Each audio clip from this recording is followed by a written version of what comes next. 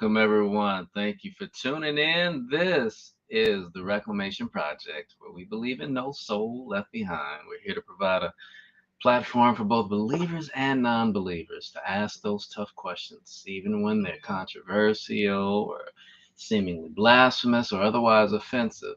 That's because it's our mission to give answers that are rooted in science and evidence where at all possible, but most certainly objective ones like today that aren't based or depend on our feelings. At the end of the day, it is our hope that you'll achieve a better understanding of God, which we know improves your perception, hence also your impression of Him. After all, understanding is a difference maker and a deal breaker. And well, if you're already a believer, welcome to the opportunity of perhaps relearning some things. So we thank you, and we're just happy that you tuned in. Disgusting, weird, immoral. Why would anyone engage in incest? And why, most certainly, would the Bible condone it? Doesn't God see it as wrong? Well, the panel is here, panel of two at the moment, and we're going to address this tough question, as it seems, because not everybody likes to address this question, as to why incest was allowed in Bible times. So, my brother, it's just me and you right now. This has been a topic that, or a question that lots of people have had. Once again, it's a question that doesn't, I don't find it discussed very often. Arguably, it's a subject matter that doesn't require being discussed as much as the reasons for why Jesus had to go to the cross. Granted, I understand that. Nonetheless, we have a lot of people who just don't have clarity on it. Right. And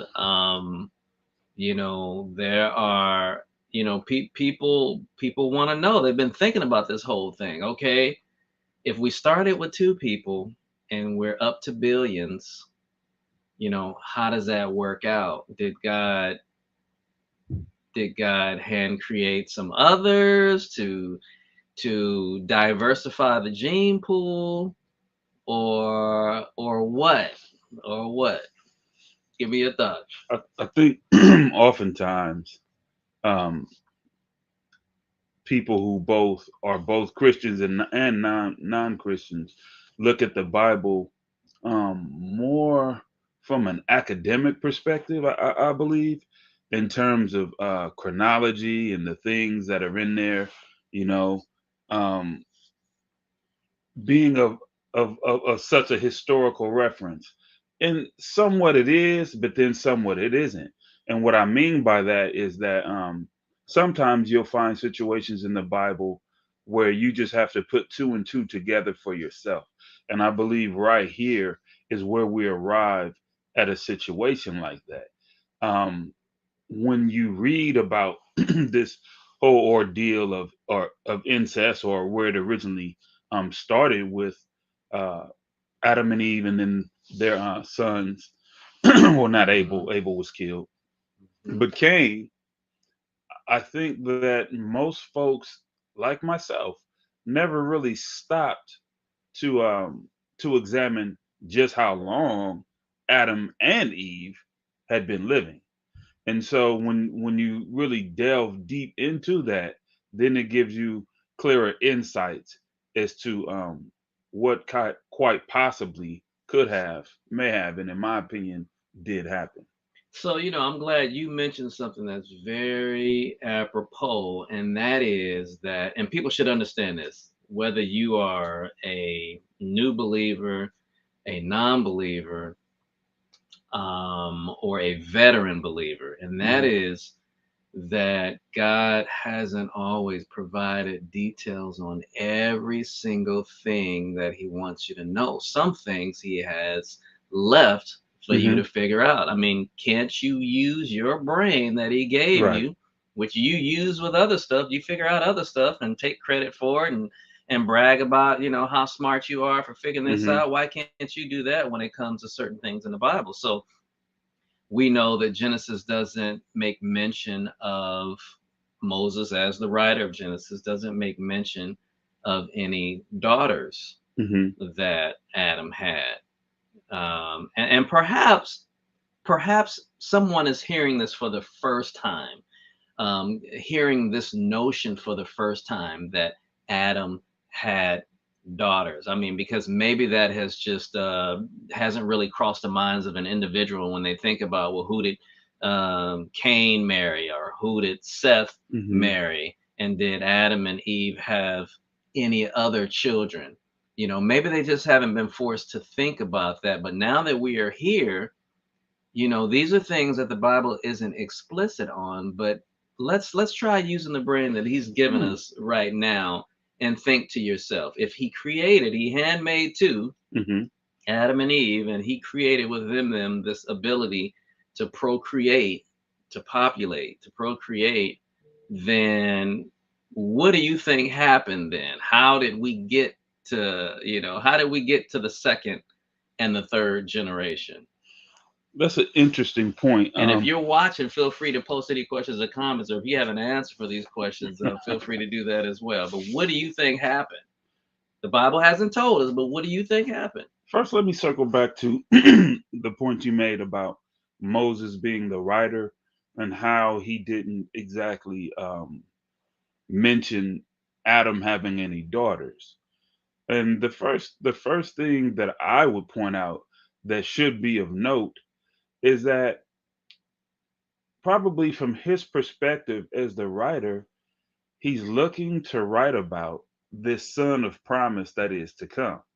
And then Hmm. you have to look at what the position, especially in that time, of a woman was. So we weren't looking for the woman of promise, we were looking for the son of promise. Hmm. That's one aspect of it. And then um, to the next question, in terms of what exactly happened, I think that walks hand in hand with my previous statement about not really knowing how many children Adam and Eve actually had.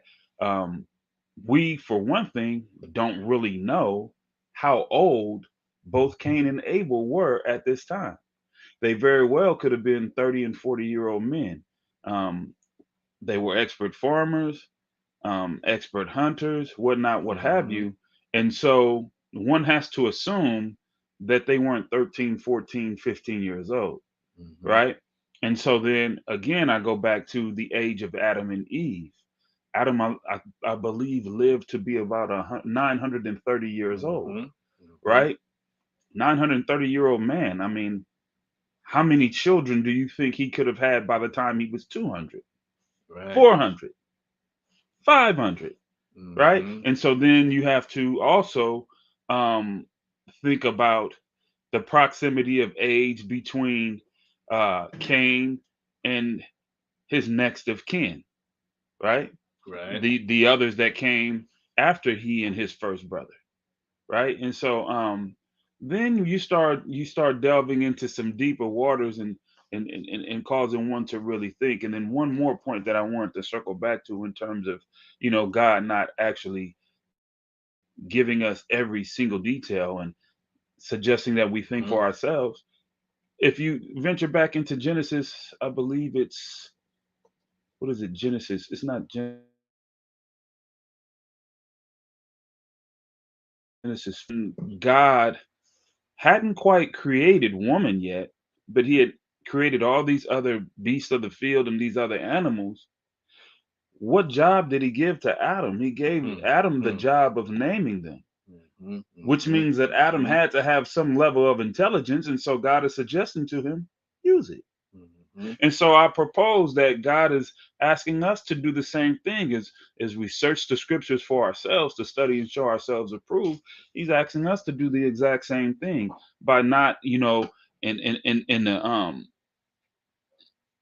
in the perspective of science, giving detail for detail, but asking us, okay, use your brain. Think about it. What would come next? What is the logical outcome of this situation? So I want to go back to a point that you made about Adam living to be 930 years, Hmm. as the Bible places it. And for anyone who has any doubts about whether or not an individual could actually live that long if you understand the dynamics. This is just for anyone, any inquiring minds. If you understand the climate and the conditions of the world before a flood, there's a book called The Canopied Earth, which is a really great read Hmm. that's written by a Christian scientist, but he describes what the world would have been like before a flood took place based on everything that we understand about that. Hmm. If you read that and you understand the conditions, then you would also understand that the world then was conducive for living longer. The world that we live in is not conducive Hmm.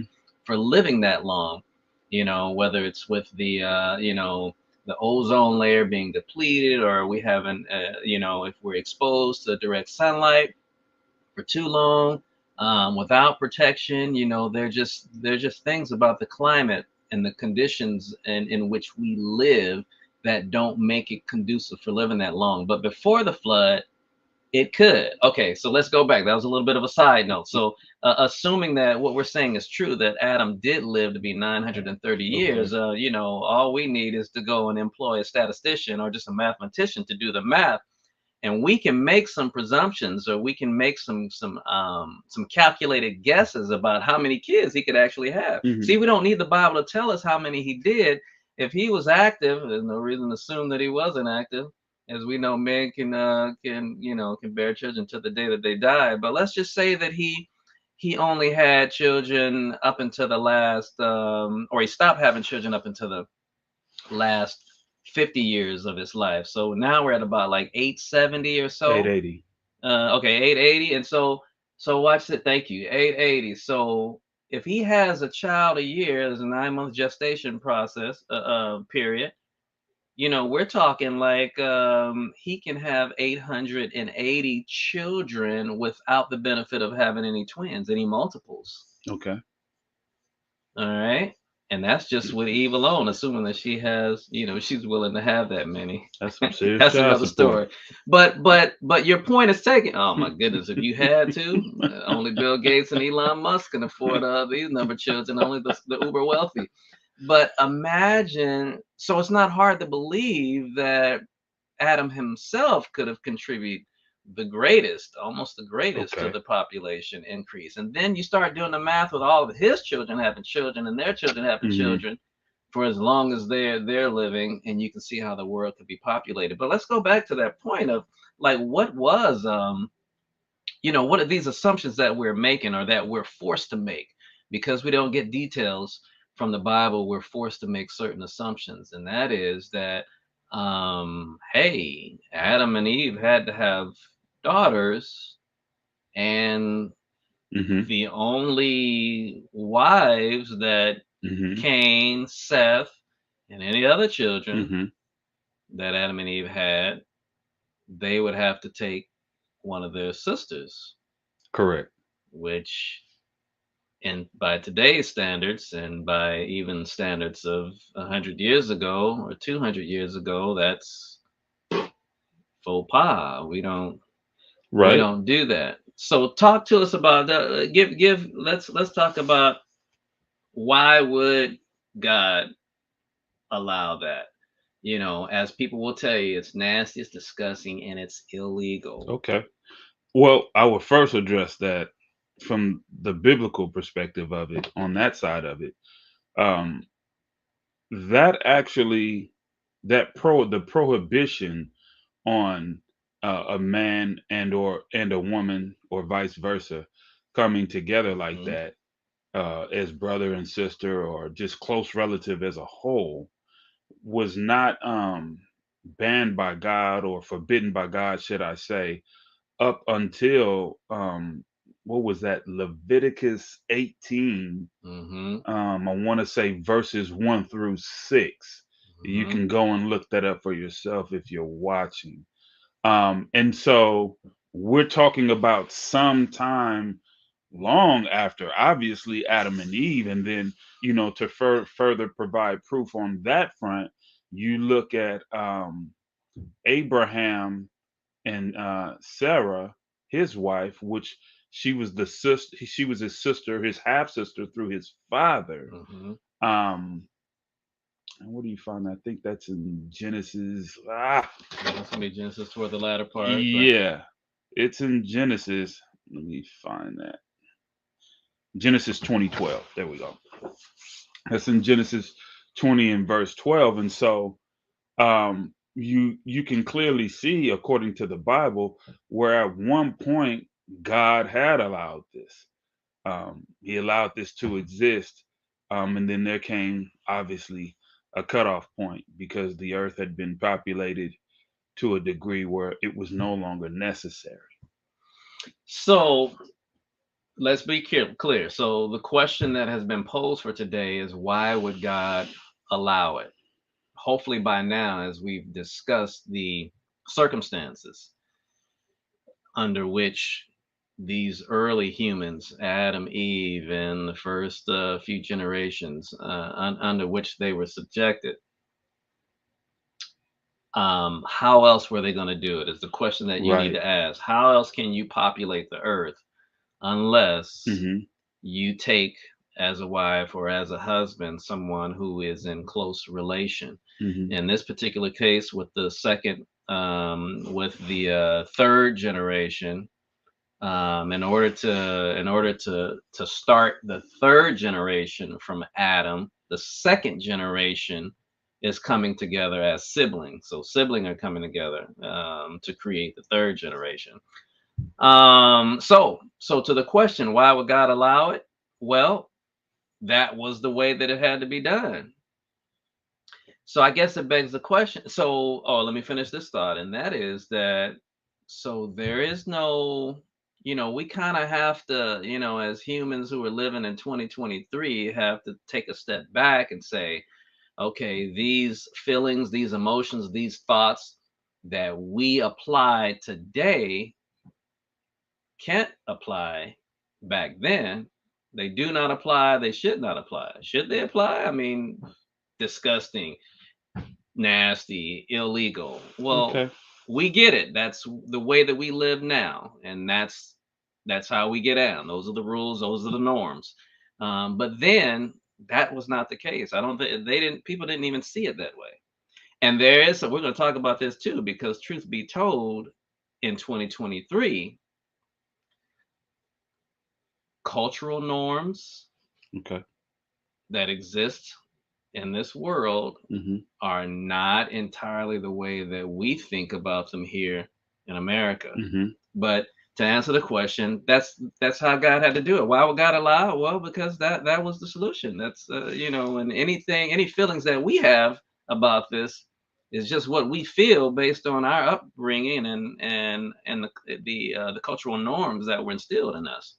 So my question would then become, if I don't believe in the Bible, right? If I don't believe in Christianity as a whole, or any of the Abrahamic religions, should we say?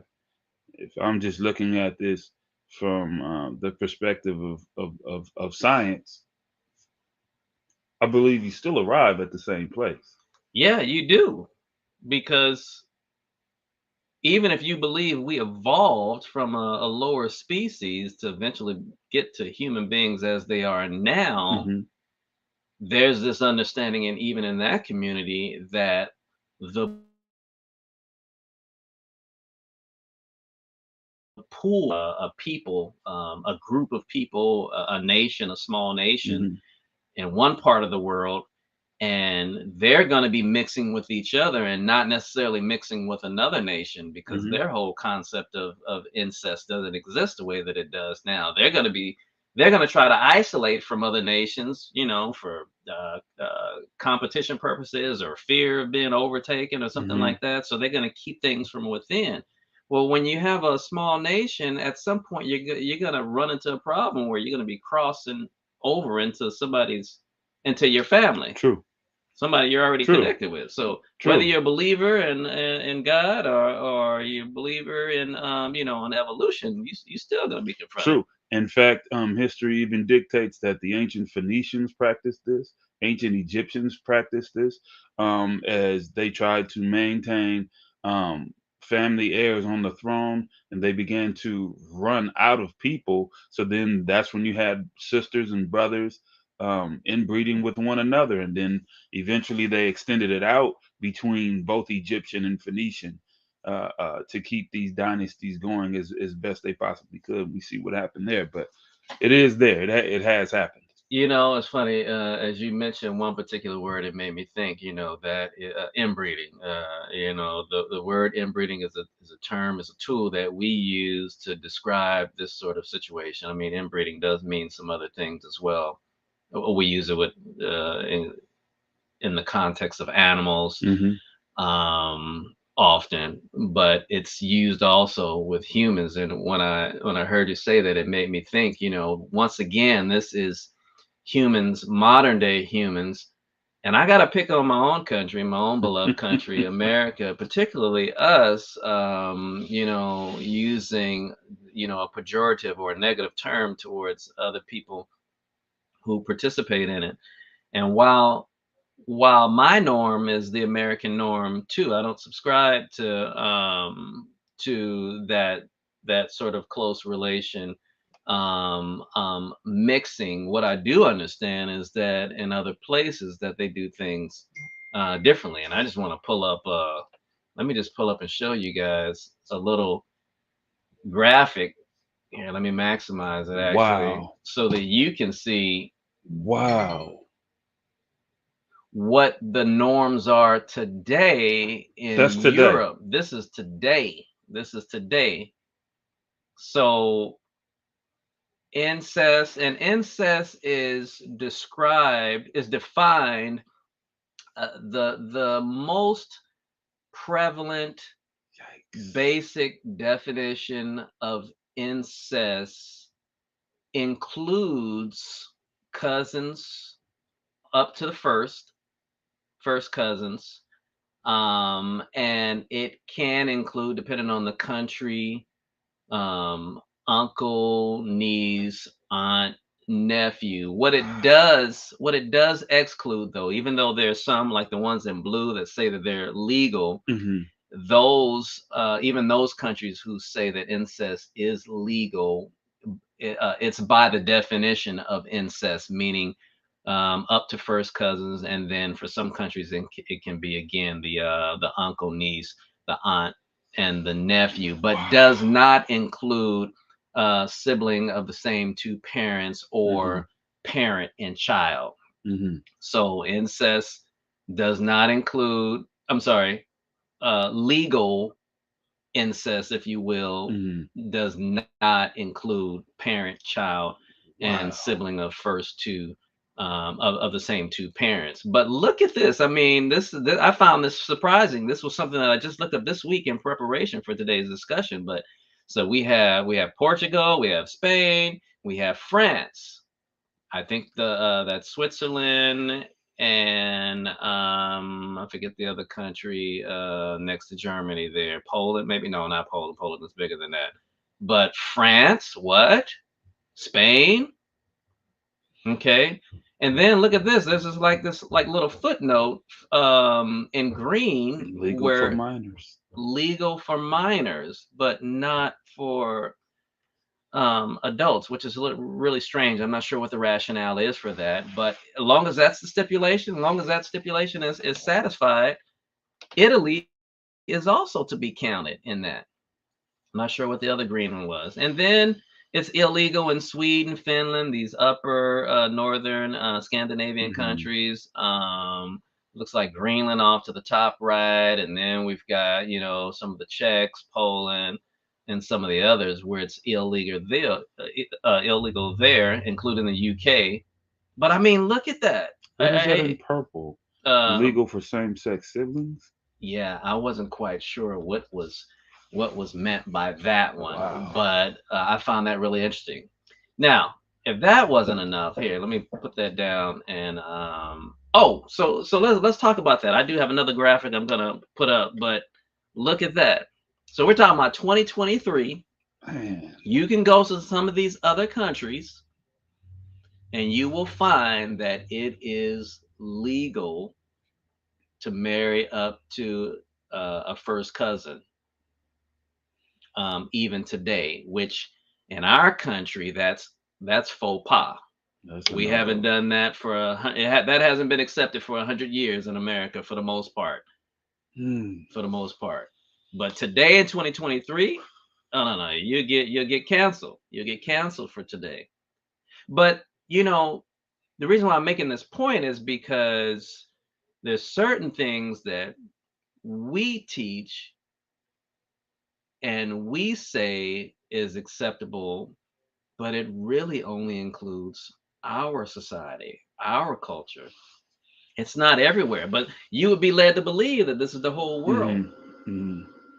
So, for those who are saying that, hey, you just really can't get past this whole idea that incest once was, what's the word, was endorsed, if you will, Accepted. and accepted by God, because it's disgusting, it's nasty. You've really got to take a step back and say, okay, you know what? That's my conditioning. Okay, I don't want to participate in it. That's not going to ever be my norm, but at least I understand that that's why it was done, why it had to be done, and that, you know what, if I go to another country, I may come in contact with this, and I'm going to have to somehow deal with it and be Hmm. all right with it because I can't go to another country imposing my will and my thoughts on how they're doing things, because that's what I was conditioned. Come on. It also brings to mind something totally unrelated, but biblical as well, that many folks today still can't wrap their minds around, and that's just like what the original diet was, not just for mankind, but for animals as well. The Bible itself teaches, what it was that God provided in terms of vegetation, in terms of fruits and whatnot, what have you, in terms of even nuts and seeds of for mankind and animals as well to to eat in terms of nutrition. And so it wasn't until after the fall that these things began to change. If you notice, when we read, particularly in Genesis 4, as it relates to Cain and Abel, how God talks about how Abel's blood cries out from the ground unto him, Hmm. right? If you read earlier on, when the fall actually happens, you see how um, the sentence that God places upon man has man tied to his work in the field, and just um, what that is going to entail. And he talks about what the ground itself will bear for man. And so for me, all of those things are tied together. But we look at it now as some of us are carnivores, some of us are vegans, some of us are Hmm. vegetarians. Hmm. And so I say all that to say that the same cabbage, for instance, that you eat today, most likely is not the same nutrient wise, mineral wise, the same cabbage that you would have eaten some Hmm. 7,000 years ago. Absolutely, great point. And just for anyone who is not sure about what the fall is, that my brother Terrence was referring to, for some non-believers, the fall is a reference to the event of Adam and Eve sinning, disobeying God, and then that causing a snowball effect, a ripple effect, on the earth. So whenever you hear the fall, that's what that means. I have another graphic I want to show because now this is the one that really blew me away. I mean, I did actually know some of this stuff, but kind of forgot about it. So we Ooh. just talked about Europe. Now let's take a look at this chart that actually Now summarizes the whole do world. me, I'm sorry, do me a favor and break down that enormous word down I can't say I'm familiar with. I can't say I'm there. familiar with it. Yeah, Gwenamorous sanguinamorous. freedom. Mm. So Um, it sounds like your freedom to have an affair, a love affair with whomever Mm. you so You please. know what? That Morris, that Mhm. Amoris at the Mhm. end, that Mhm. root of Morris, Mhm. brings to mind Polymorus and some of these other descriptions that or some of these other roots that words that I describe see. people's sentiments towards it. But look at this. You guys take a look at this chart and look at how the world now sees it. So not just Europe, and now look closely at, if you haven't already, at the Ooh. United States of America, where we may have folks tuning in as we often do from all over the world. But I'm just gonna keep my point at this juncture towards Americans who we in our country have a long history of imposing our beliefs and our thoughts and our sentiments on the rest of the world. And for anyone who is in America who may have thought that incest is illegal only in other countries, no, in America also incest really only includes the relationships that I described that were exceptional. Well, that's considered exceptional in Europe, as I was discussing earlier. Parent child, um, aunt, nephew, uncle, niece, and sibling, whether same two parents or just one parent. But incest does not, you have to conclude that incest does not in America include first up to first cousins, second cousins, because it is allowed. Well, there's a clause to that as well. It's not all states, but some states. So different states have different stipulations for what type of close relations can marry. But if you were thinking that the liberal progressive state of California, where we live here, would be one of the ones that would say absolutely not. No, no close relation, no first cousins, no second cousins. You guys better take that down to the fourth cousins, where we're assured that you guys probably didn't even know each other. And that's so far away, we're not concerned about inbreeding.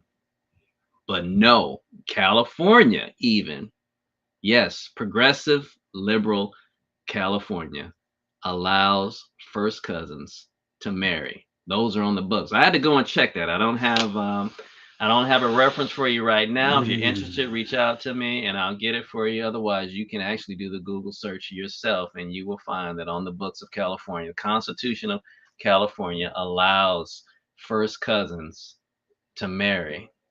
Now again, that's not my sentiment. That was never what I intended to do. But if someone decided that that's what they wanted to do, they could actually do that in California. Yes, you are hearing that correctly. So, what's the point? The point that I'm making is that we have a history here in America. Again, my beloved country. This is where I was born. I will Mhm. likely die. I still consider it the greatest country on earth. But we got problems just like everybody else, and we have a habit of pointing the finger at everybody else all the time rather than curling that finger back Mhm. around, pointing at ourselves. So, to a society that goes in hard on other countries for, um, you know, committing incest and marrying cousins and stuff like that, we're doing the same thing here. I really like how you researched and found this and presented this to us, because what it really represents is the difference between what we may accept as being the social norm versus what is actually legally on the books. And a lot of times those two things are almost never one and the same, Different. right? Hmm. Um, there's a reason to the point that I just made. There's a reason why what last year was 2022, and the sitting president had to actually write into federal law, take off the books the legality of lynching. Most people, most civilized people in 21st century America would have believed that that was something that, Long gone, huh? yeah, but no. So, this right here does not surprise me. It's somewhat disheartening, but it doesn't surprise me. So let's be clear that certainly what Stan is saying is not that I'm most certainly not condoning Hmm. marrying first cousins, because that's not my upbringing. Hmm. So I subscribe to my Right. upbringing and the social norms of my country, um, my society.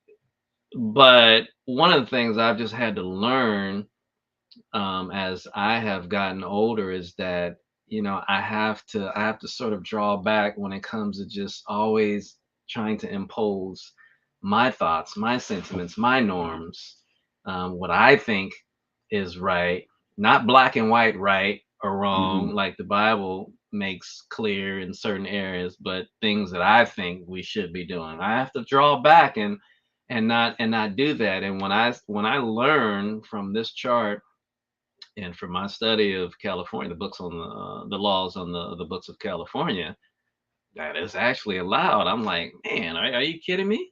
But you know what? That's something that we do a lot of that. There's a term that sociologists use to describe this idea that wherever you're from, whatever people you're a part of, that yours is better, Hmm. others isn't, Hmm. and it's your duty to impose your thoughts and wills to help and feelings, help pull them out of whatever ditch you think they're in. It's called ethnocentrism, and Americans largely Hmm. suffer from it So greatly. that's how the country was built. Ethnocentrism. We think that the world should do like, be like us, Hmm. but we got problems. Now,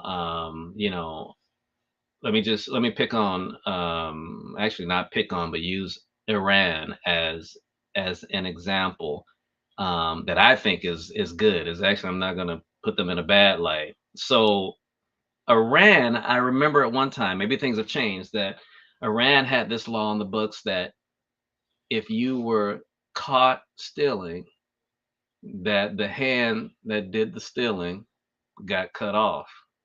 I remember that. I don't know if it's still accurate, but I definitely remember that. You know what? I I don't have a problem with that. I live in America, where we typically, like to think Oh of man. ourselves as the most civil, Hmm. non-violent, or at least non-violent ideology pushing nation, and that the way that we deal with people who commit crimes Hmm. is the example for the rest of the world to follow. Hmm. But this system that they employ there, it it worked. I mean, there are other countries like Singapore, for example, where Singapore was absolutely the most one of the most beautiful and the cleanest city states, countries, cities that I ever visited. I mean, the whole city was immaculate, lawns manicured, Hmm. streets clean. Even in the subway, I went down into the subway. We were going somewhere traveling. I took the subway. I took my hand and dragged it across the floor, and didn't pick up anything that was Wow. noticeable. No dirt. Now, Wow. unlike my visits and my time spent in New York, I would Hmm. I wouldn't dare do it. I could see the dirt on the Hmm. ground already. I wouldn't Hmm. need to put my finger down to test and see if it were true. But Singapore was absolutely immaculate. Now, why am I highlighting this? Because Singapore has some unique laws there, Hmm. okay, that help foster a country that's clean and immaculate. Hmm. No spitting, it's against the law. Hmm. No gum. It's against the law. Don't do it. Hmm. You're gonna get either fined or you're gonna get Flogged. you're gonna get, yeah, they call it flogged. But you're gonna get your butt whooped with a bamboo, some sort of bamboo stick or something Hmm. like that. Just don't do it. Bring drugs into the country, Hmm. death penalty, automatic. Folks Mm. don't bring. I mean, somebody might be doing it, but it's probably somebody who's got a high position where they know how to get away with it. But for everybody else, there are no drugs in Singapore. Death penalty. They're not playing around. Now we would say that that's harsh. They would say that it works. We're the ones with the big drug problem. They don't Hmm. have a big drug problem. Hmm.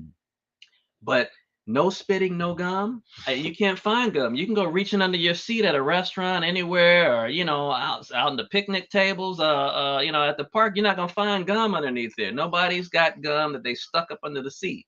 When you say no spit, no gum, you know what I'm reminded of? What's Those that? old school days of going to church, boy. You come up in there Oh, there chewing, was some gum. yeah, and that usher, that deaconess with their white Hold that gloves. hand out. Hold it out. Yeah, Hold up. Give it yeah, up. you're not Give it doing up. that Put up it. in Put it here. in the napkin. So what they're basically saying is their entire country is a sanctuary to them. It's Mm, to be respected. It's mm. to be revered. I like Right? that. I like That's an that. interesting perspective to have. And back to Iran, is as you mentioned before, what I wanted to add to that is that has been, excuse me, successful for thousands of years Hmm. in terms of that eye for an eye, type of mentality. Yeah, you stole Hmm. something. This is what it's going to be. Man, you already know what's coming. Hmm. You already know it's coming. If you want that hand, Interesting. Interesting. want that hand, rape. Um, Oh man. if memory serves me, maybe it's not Iran, but I do remember reading in my early 20s about a country that handled rape with cut it off. Ooh, I'm not familiar with that one. That hurt. Ooh. So, suppose we were to apply some of these laws here in America, and it be, news brief. Hmm. Everybody interrupts. We're interrupt this program Hmm. so that the whole country will know that these are the new laws that are going to affect. So let it be known. Share with a friend. Stealing, your hand cut off. Rape, genitalia coming off. So you're a eunuch. Drugs, death penalty. I mean, what do you think would happen? Do you think that we would see an improvement? You think that it would curb some of that? Well, I'm not saying that that's what we should do here in America. All I'm saying is that these solutions, the way that these other countries have dealt with these things, have worked for them. And we're the ones with the problem. While we have a problem with the way that they're dealing with things, we're the Hmm. ones who have the greater problem, arguably, with some of these things. So, therefore, stop pointing the finger Who had at a other question? countries. You know what, bro? I'm detoxing, man. I got to run to the bathroom real quick. So That's so okay. go ahead and So Ladrea is asking, who did Cain and Abel have children with? Well, um, Abel didn't have children with anyone because Abel was killed by Cain, as the Bible dictates. But Cain was banished uh, um, from Eden, and so he went outside and found a wife. The Bible doesn't say what her name is at all whatsoever, only that he and she came together and had a son whose name was Enoch, which Cain built a city naming it after his son Enoch. But as Stan and I were alluding to, that this wife that he would have married was actually one of his own siblings or a niece or something of that sort, based on the fact that Adam himself had lived so long, 930 years, that when we read the Bible, for some reason, and I myself am guilty also, we tend to have viewed it through the lens of just, Adam and Eve, then Cain and Abel, and then I guess this long pause, and then the next thing you know, Seth comes. And such is not the case, which is why we were describing just how many children Adam could have possibly had, as Sam was saying, if he had lived to be 880 and have a child each year, how he would have had well over 800 children, and those children would have had children. And so when you think about it in that context, it is quite more than likely that the woman that he married was either one of his siblings or a distant niece. I hope that answered your question. Please let me know in the chat. Hmm. Yeah, that's a good question. So, um, appreciate you, man. Goodness. Oh, and since thank you, Andrea, for bringing us back to the whole Cain and Abel situation, because one thing that I wanted to uh, close in on, specifically with the question of Cain and his knowledge of there being other people. It wasn't even just Cain, as the Bible describes it to us, that lets us know that there are other people, but it is God Himself who acknowledges this as well. And so Hmm. when we look at Genesis chapter 4 and starting with 14 and 15, Okay. so you have Cain whose complaint to God is because God has let him know, you're gonna have to get up out of here. You can't be here anymore. So Cain says to God, he says, "Look, you're driving me off the land today, and I must hide from your presence. I will be a homeless wanderer on the earth." And check this: whoever finds me will kill me. That's indicator number one right Okay. there, that there are other people, right? So that was Cain speaking. But verse 15, the very next text, it's God speaks. It says the Bible says, "But the Lord said to him, all right then, if anyone kills Cain, Cain will be avenged 7 times as much." Then the Lord put a special mark on Cain so that no one who found him would strike him down. So if there are no other people, then who are the other people that one, Cain is talking about? Hmm. And who are the other people, two, that God acknowledges? Hmm. Hmm. Hmm. So once again, this is filling in the details. We don't have the benefit with the Bible of having every nook and cranny, every detail. We've Hmm. got to we've got to put two and two together with a lot of things. We've got to use the brain that God gave us to use, and so, but He gives us enough information. I'm confident in, and it has been my experience to get you the answers that you need, and you just provided some supplementary information here. Wow, wow. This is good stuff. Well, you guys are kind of quiet today. Hopefully, we've answered. We're actually bringing things towards a close. I just want to kind of summarize just what we've discussed and what answers we've given for today, and hopefully it's been satisfactory for you. So to that question, why did God allow incest? One of the first things that we have to do in order to answer that question is first define what is incest. And then we need to understand that incest, how it's defined, is different depending on what country you're in. Hmm.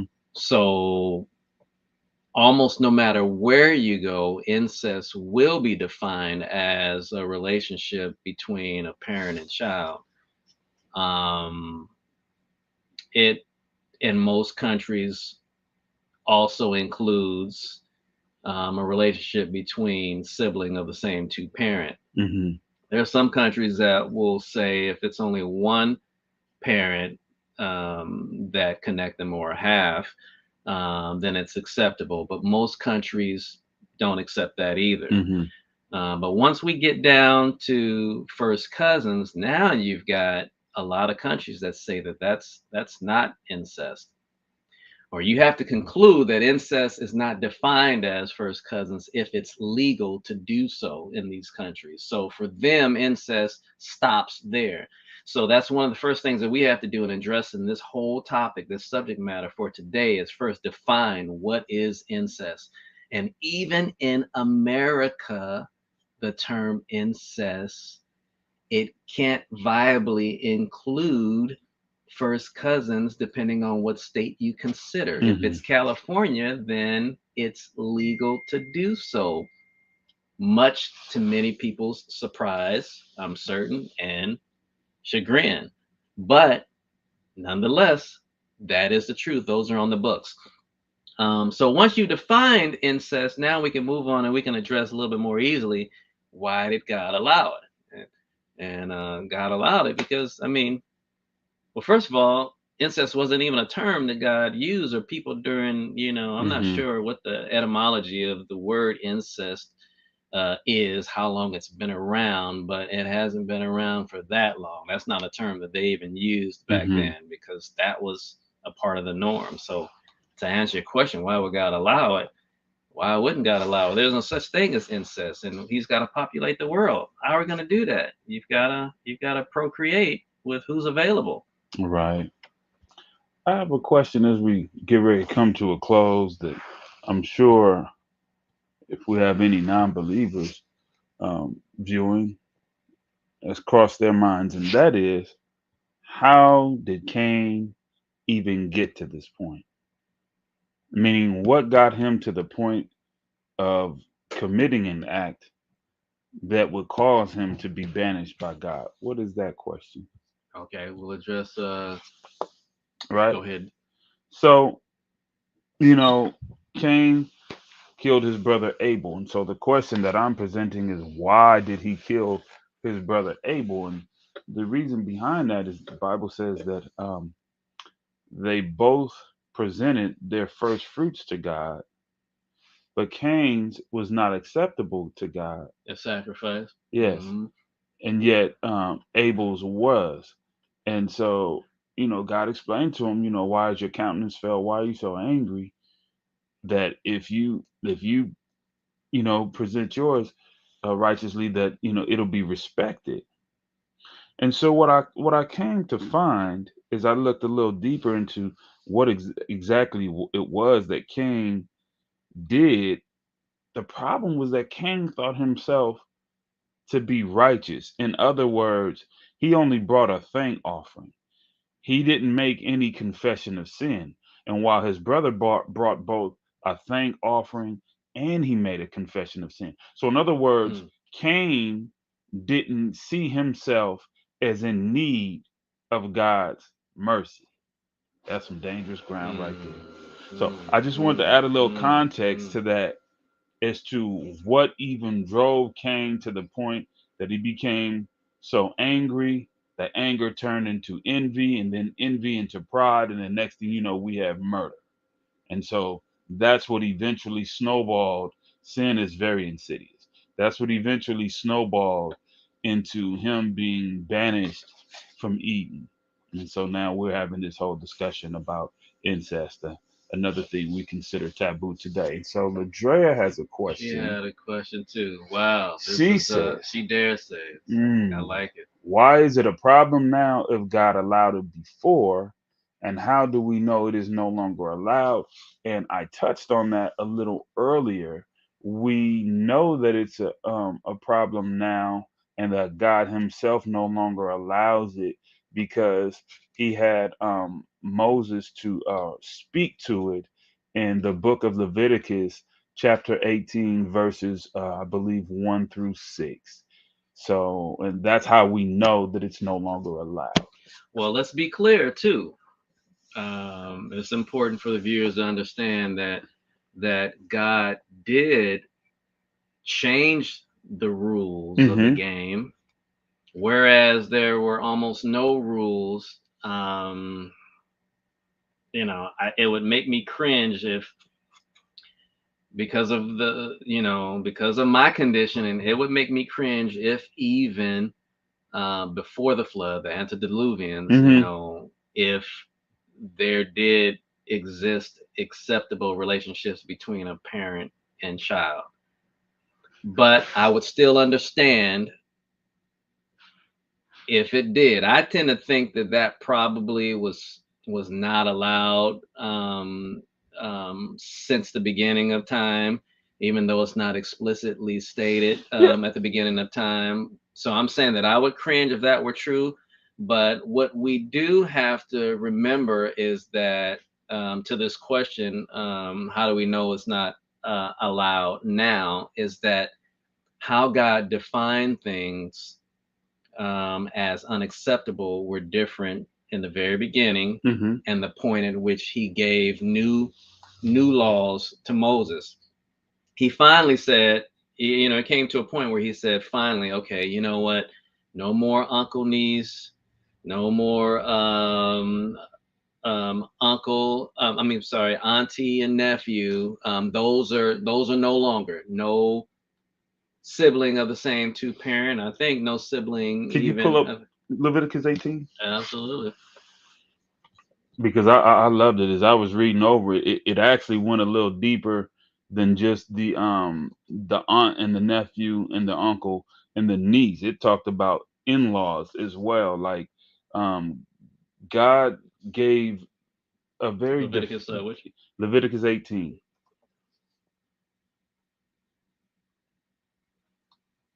I All believe it's right. 1 through 6.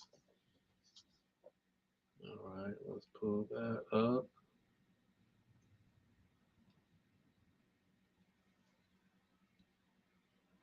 And let's try to clear some of this off. Leviticus 18. Hmm. Oops. That's the KJV. Can you give me the Oh yeah. NET? Oh yeah. Oh yeah. Let's get something more. Something different here. So we're gonna give for you guys how God changed up the uh, the rules because He started to say, okay, no longer are we doing Right. these close relations. And so here it is. It says the Lord spoke to Moses, speak to the Israelites and tell them, I am the Lord your God. You must not do as they do in the land of Egypt where you've been living, and you must not do as they do in the land of Canaan into which I'm about to bring you. So that tells us what time this is, Mm-hmm. right? Mm-hmm. So this is that mass exodus. And so you must observe my regulations. You must be sure to walk in my statutes. I'm the Lord your God. So you must keep my statutes and my regulations. Anyone who does so will live by keeping them. I am the Lord. So I think God being repetitive really adds a little more oomph to what is about to be said next. And so it says, laws of sexual relations. No man is to approach any close relative to have sexual relations with her. I am the Lord. You must not expose your father's nakedness. That's an interesting point. By having sexual relations with your mother.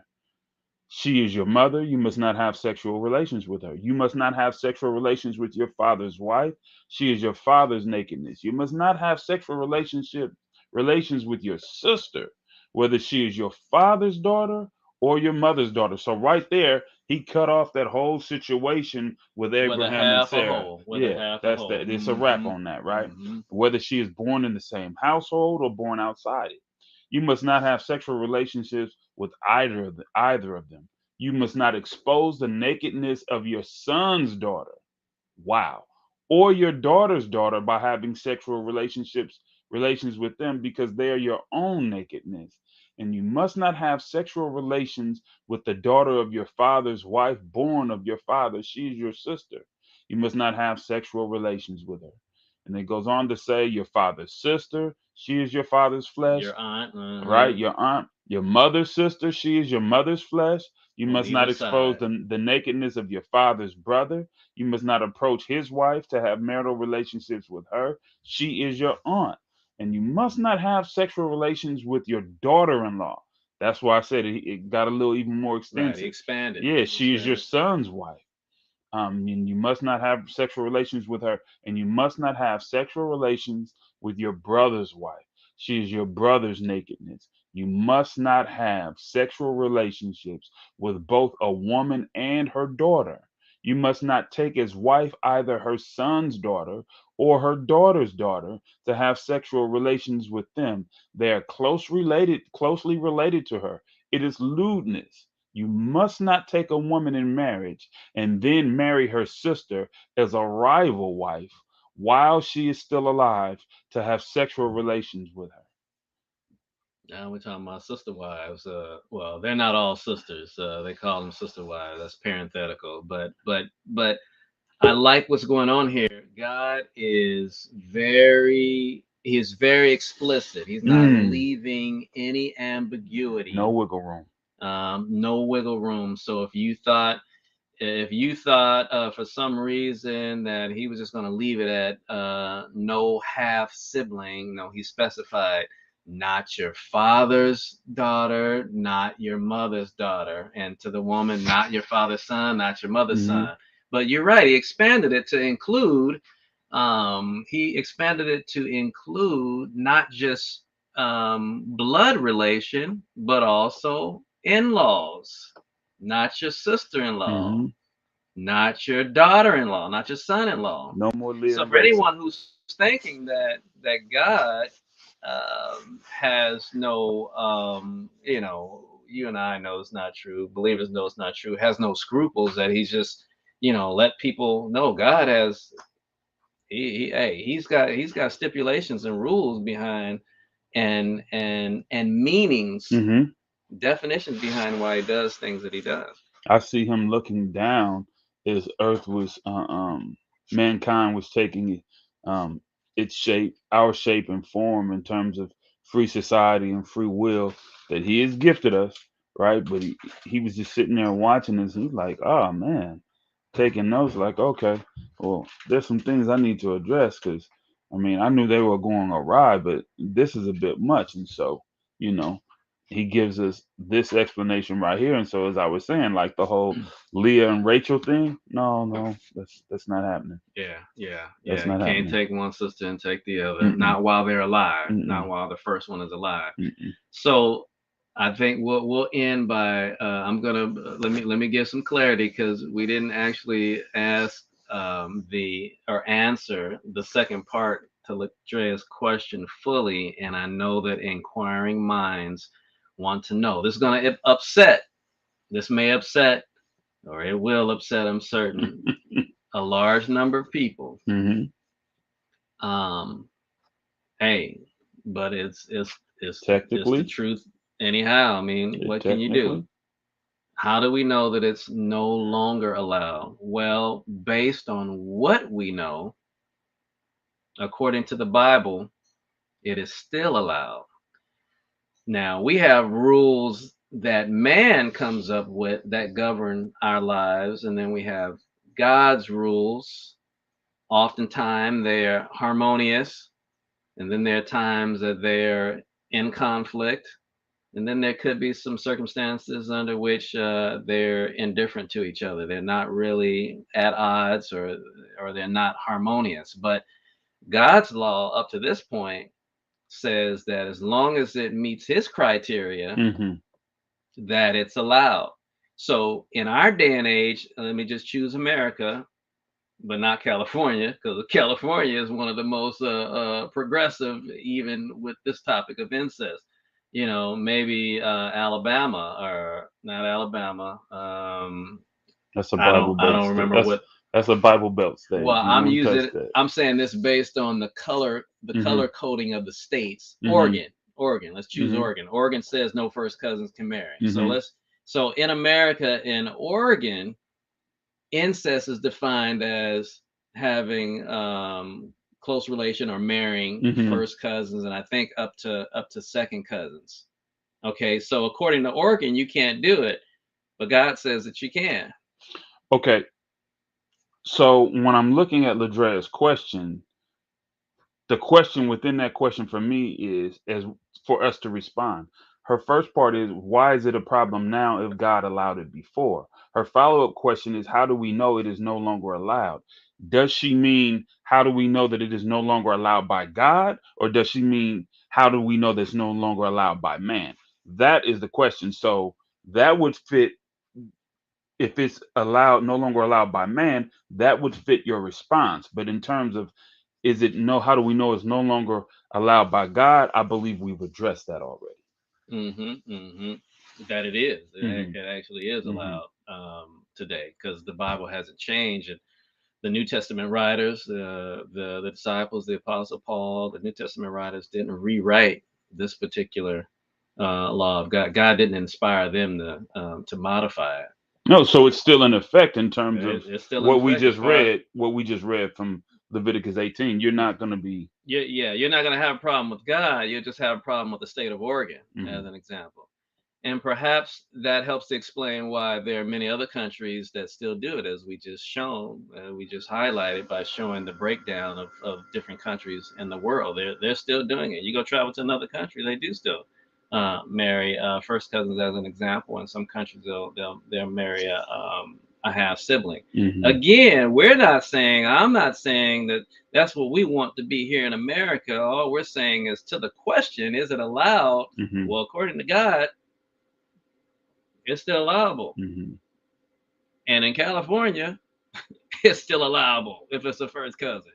Oregon is the one that says no, and some other Yeah. states. Culturally, you might run into some problem. My family, my first cousins, man. That's Right. I You're don't. right. I You don't know who's showing up at that wedding.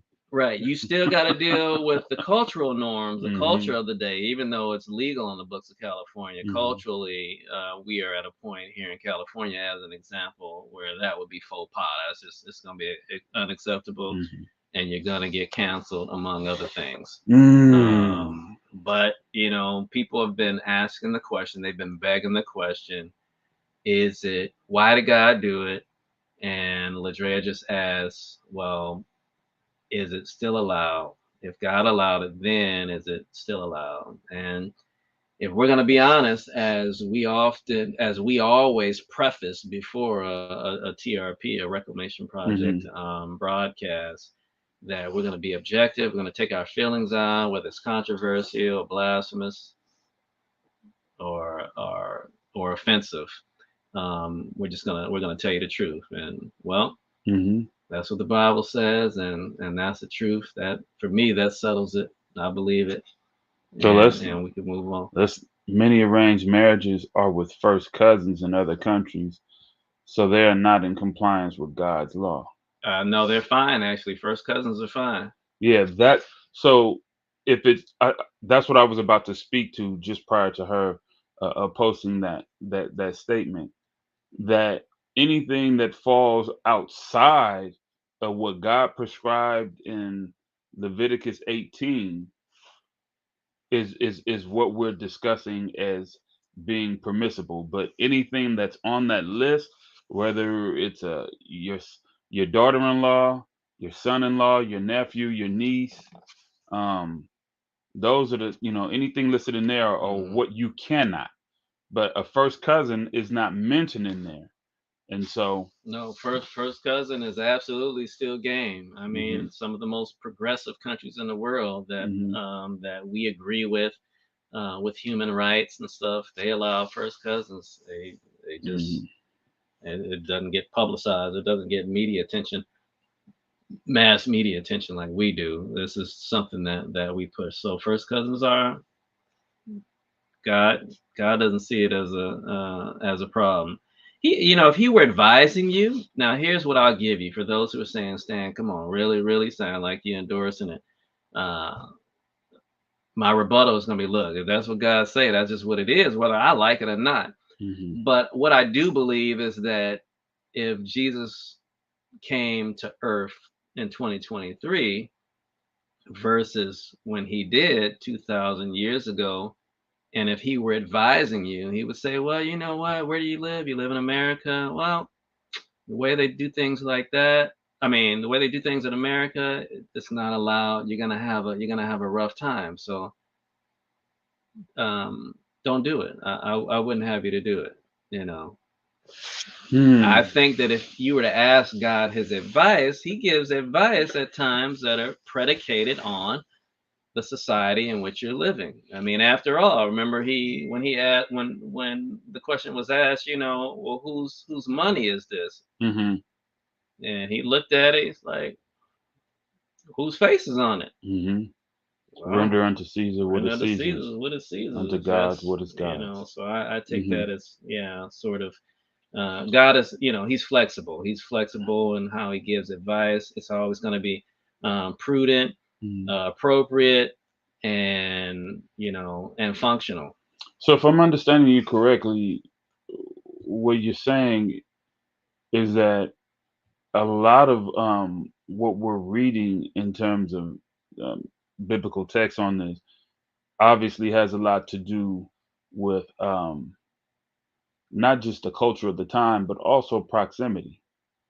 You think about it now, what is the likelihood of someone actually, in my opinion, I'm sure my opinion is tainted by my theology, but why would one settle for marrying a first cousin when the pool of people that one could, for lack of better terms, fish from is so vastly larger than what it would have been for Cain in the Hmm. situation that he Hmm. was in? No, absolutely makes sense, and that's where we get to the practicality. Mm, It's still within the realm of practicality if you are part of, as an example, a tribe living in the Amazon, hmm. and you have a hundred people in your tribe, and you guys don't intermingle with Right. other tribes. Well, what else are you gonna do? Yeah, what's the But likelihood? when we live in a country where there are 300 and what 380 million people, Hmm. it's not necessary, and we get to Hmm. diversify the pool, and it makes you wonder. Well, I think I know the answer. We already know the answer. It makes you wonder why royalty doesn't diversify enough, because according to the if anybody paid attention to the picture that we had as a promo for today's topic, Here we go you with would part see two. what can be the results of inbreeding, of marrying too close in a relation. But I mean, we know they're trying to keep it all in the family. As far as I'm concerned, it's not that important to keep it all in the family. Diversify that pool. So you're right. We live in a world where we have a diverse pool. It doesn't make a whole lot of sense to be marrying and that close in relation. Yeah. Yeah, quite a well, an interesting and thought-provoking discussion for today. Hopefully, you guys have some takeaways. You've gotten some clarity on some questions, and you're not going to charge everything to our personal accounts here. We're just messengers, and I'm with you. I don't like the first cousin, most certainly no sibling, and but if I go to another country, that's the way I do. That's the way they do it there. I'm not there to try to change their laws. If they ask me what my thoughts are, I'll share it with them. But it's not my job to go there with an ethnocentristic approach and try to impose, American beliefs on them, because we just don't have it all together ourselves. So Mm, we need to just work on us. How about that? amen. If you have any final statements or questions, feel free to shoot it in before we go off. Otherwise, we'll be checking in later, and we'll get to it a little bit later. So we just thank you guys that you've tuned in today. You probably already know by now that we've changed our format, and on all weekends but the second weekend, we're just doing the first hour format, where we have a presentation or we have a discussion, and it gives us time to go beyond the first hour a little bit. So for questions that are coming in, we can address those, and also, for just give us a chance to elaborate a little bit more on the first, the third, the fourth, the fifth, if we have it. We're just doing that first hour format. Second Sabbath, or the second weekend of the month, we are with the original format, where we have a designated first hour and a designated second hour. And so, since we're at what's today? Today is the fourth. Today is the fourth Sabbath. We're on the format today. So we thank you guys for tuning in. We got a few announcements that we're going to show as we leave you, and we look forward to next week. I'm not sure what Dr. Melbourne is going to be speaking on next week, but he always brings something good, offering clarity, and we'll have a Indeed. teaser for you this coming week, so you know what we're going to be discussing. So we just hope you guys have a wonderful week. And thank you for tuning in. So stand by for a little music and a few Amen. announcements.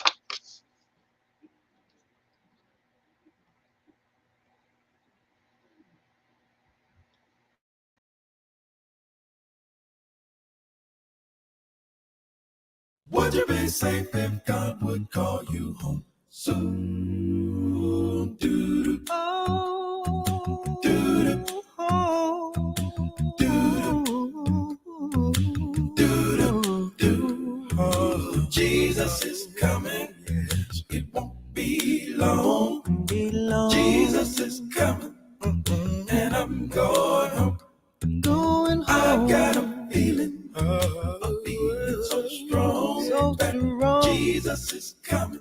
Oh yeah, it won't be long. Jesus is coming. The Lord is not slack concerning His promises. Jesus is coming. As some men count slackness. I've got a feeling He's coming so back again. That Jesus is coming. I can feel it. It won't be long.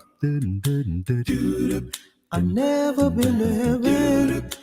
I've been to the streets are paved with gold. Thin sheets of gold. Swing low, sweet chariot. Swing down low, so I can step on board. I'm kinda tunnel vision. I'm kinda stuck. See, my mind's on one thing. I won't be moved. It doesn't matter what the world might say. I'm getting ready for the glorious day. I know that Jesus is coming back. It won't be long. Won't be long. Jesus is coming, and I'm going home. Came by to say I've got a feeling. I got a feeling so strong, real strong. Jesus is coming. It won't be long. I've been built. I've been scorned. Just as sure as you're born. Wind blow against my building, but I'm straight and I'm strong. When I look around me, I know it won't be long. We're losing. I just reckon only God knows. He knows the morning Gabriel's gonna blow his horn. Jesus is coming. Hey, I'm Lamar Campbell, and you're tuned into the Reclamation Project, where we believe in no soul left behind. Jesus is coming, and I'm going home. I got a feeling. I've got a